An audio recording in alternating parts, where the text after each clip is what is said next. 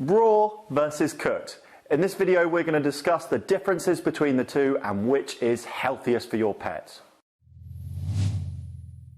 The most divisive topic in pets, since we determined that cats are officially worse than dogs, or whether or not Carol Baskin did in fact kill her husband. To work out the difference between the two, we're going to have to look at a few things. The effect that cooking has on the nutritional value of food. We're going to have to look at bacteria because, of course, that is the number one reason why owners are put off by raw food. That's the number one fear. And we're also going to touch on the practicality. And we're going to put all of this information together to allow you to make the best decision for your pet. What's best for you and what's best for your dog. As we're going to be running through the doggy food groups and the effect that cooking has on their nutritional value, for those of you who don't know what they are, I'd implore you to go and watch the video I've made on them. I'm going to link it at the end of this. It's going to tell you what foods your dog should be consuming and in what proportion.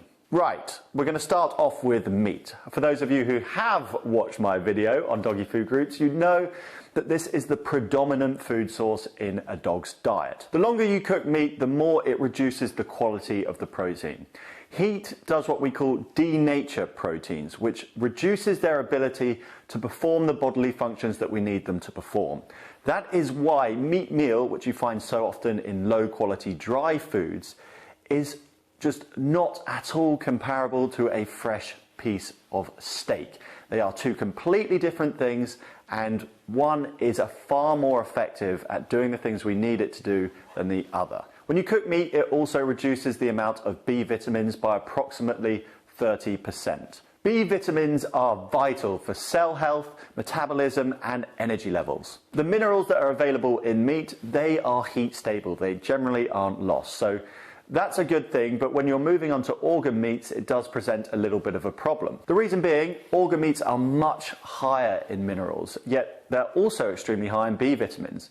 What this means is you can't really increase the amount of organ meat in the diet by 30% because you don't really want a diet too high in metals. So now we're on to organ meats, we need to talk about green tripe, which really is a doggy superfood. You cannot cook green tripe at all if you're wanting the functions that it can provide your dog. Green tripe's full of bacteria and also digestive enzymes. The bacteria that's left in the lining of the animal's stomach works as a probiotic. This probiotic works to balance the bacteria in your dog's gut. And when you have a nourished and balanced bacteria in a gut microbiome, that makes you a lot healthier, that makes your immune system stronger. It's generally beneficial for every single part of health. Digestive enzymes that are also left in the lining of the stomach, it's delicious. These also help with your dog's digestive system, and those two are destroyed as soon as you start to cook them. Moving on to fish. Firstly, if you are going to cook fish, you need to make sure it's boneless, okay? Because cooked bones, we know the dangers they present. One Indian study found that when they fried tuna, there was a 70 to 85% reduction in the omega-3 fats that were available in the fish.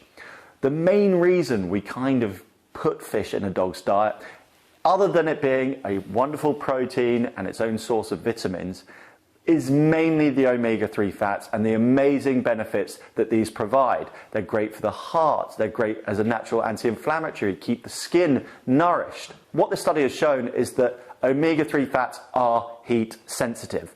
However, other studies have presented a more efficient way to cook fish to preserve omega-3 fats, and that is baking them. So if you are going to cook your dog's fish, make sure you bake it and make sure it's boneless. Now we are going to touch on bacteria and parasites in dogs' food and whether this fear is misplaced or whether it's justified. For those of you who don't know, dogs are animals, and animals have not evolved to cook. Dogs have a stomach acid which is up to 100 times stronger than us humans. Why have they got this? Well, it's so they can eat raw food. This stomach acid is known as the kill step. And what the kill step does is when your dog eats a raw bit of meat, which does have a slightly higher level of bacteria to cook meat, it kills the bacteria. The stomach acid kills it and allows them to access all the nutrients in the food safely. If your dog has a gut that is used to raw food or is just a healthy gut for a dog, that's how it's supposed to operate. It's supposed to get these raw foods with bacteria, down into the stomach. That stomach acid kills off any nasties and your dog can eat it happy as Larry. We often worry about salmonella on raw food, but the fact is it's also present in cooked dry food. It grows on meat that's been left too long, whether that's in the fridge or outside the fridge. Thankfully, most dogs are totally asymptomatic to salmonella anyway. How? Why? Because they are scavenging opportunistic carnivores. They have evolved to eat slightly off, sometimes smelly raw meat. They have that ability. They'll lick their bums, drink puddle water, and occasionally eat poo. That last one should make you shudder a bit because what is it? It's inhumane. It's not human. And yeah, your dog isn't a human. In the few cases that do arise from raw food, it's actually when humans get sick. And mostly this comes from maybe not washing our hands after we've served the raw food and for some reason we've been licking our hands. And it also comes from owners who are giving their dogs kisses too close to meal times.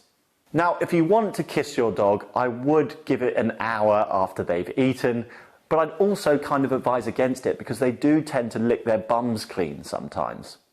But if you wash your hands and wait an hour after a meal, you should be all good. Raw meaty bones. Now, of course, these are never ever to be cooked. Cooked bones are one of the most dangerous things that you can feed your dog because cooking them sucks the moisture out of the bone, it makes them less pliable, and when they chew on them, they're hard and they're splinter, and that can damage their internal organs. If you do choose a cooked food diet, I would still highly recommend that you continue to feed your dog raw meaty bones. They can do both. It's a complete myth that you have to choose one diet or the other. Raw meaty bones are far more natural than any other dog chew that you can find on a supermarket shelf. There's no additives or preservatives that actually work to stain the teeth. They're far more effective at actually being able to be chewed. They don't just get swallowed like most low quality chews. They're also highly nutritious. They're a natural source of calcium. They contain glucosamine. They also have zinc, iron and selenium that work to build up your dog's immune system. Raw meaty bones are also psychosomatic dog treats. What that means is your dog releases serotonin when they're chewing on bones. Serotonin makes your dog happy. There is a reason why periodontal disease is one of the most common that affects UK dogs, and that's because they aren't chewing raw meaty bones enough. Vegetables. Not all dogs love them, but they are extremely healthy and a necessary part of their diet. What's interesting about vegetables is that there are some which provide your dog with different nutrients when they're raw than when they're cooked. What this means is you can do both and provide your dog with a greater range of nutrients. For example, there's more vitamin C available when you cook spinach. There's 10 times more sulforaphane, an anti-cancer compound in broccoli, when it's served raw. When you cook asparagus, it boosts its antioxidant activity by 25%, but when you serve it raw, it has more prebiotic fibers that are great to nourish the gut. In my nutrition guide, I have a page on foods that are better served cooked and foods that are better served raw. Please download it. It's in the link in the description. You'll have everything you need on dog nutrition all in one place. Fruits. Generally, all fruit should be served raw. If you class squash as a fruit, then that will need to be cooked, but all the common fruits that we associate with being a fruit, those are to be served raw. Mushrooms. Mushrooms are my favourite functional food ingredient, and they need to be in every dog's diet.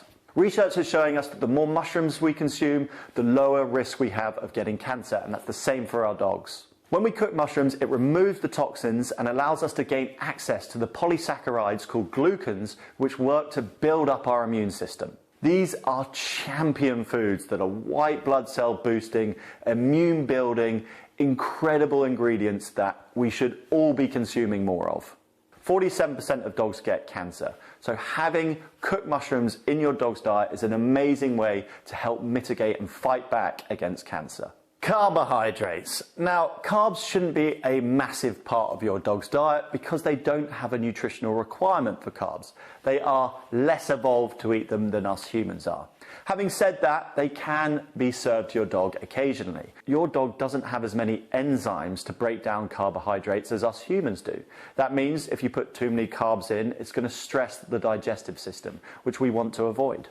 The healthiest carbohydrates for dogs are things like cooked sweet potato, butternut squash, and occasionally brown rice. Cooked beetroot occasionally is something I would actually recommend because it activates the enzymes in the liver, that increases bile acids, and that works to detoxify the liver. When you do serve carbohydrates, I would say don't make it more than 20% of the meal and never do it more than 3 times a week. Carbs that I would really try and avoid are things like bread and pasta, those that contain gluten. Gluten is even less natural for dogs than it is for humans and can contribute to leaky gut. That is an intestinal permeability, and that can create a whole host of health issues. I've made a video on doggy food groups which includes a bit on carbohydrates, and you can get a bit more information on why your dog shouldn't be consuming too much of them on that video, and I'm going to link that video at the end. The truth is, the benefits of raw feeding far outweigh the negatives. It's quicker, cheaper, and healthier in pretty much every single way for your dog. However, your dog can benefit from having occasional cooked food meals. Like I've said, there are different vegetables that have different nutrients that provide different health benefits when they're cooked. Mushrooms, the superfood, this amazing functional anti-cancer superfood, they should be in your dog's diet. Not only this, but when we look at our evolution with dogs, we see how much sharing our food played in building such an important and strong bond with this creature. Don't hang your hat on one thing. It's always too limiting. Raw as a majority of their diet with some cooked food occasionally, that is the best way to feed your dog. I hope you enjoyed this video. If you have any comments or would like any more information, please write one in the comment section below. In the next video coming up, in one of the corners, we're going to learn how to make cooked food, and we're also going to learn how to make raw food. I also promised I'd link the doggy food groups, and that video will either be in the description or in one of the corners somewhere on the screen now.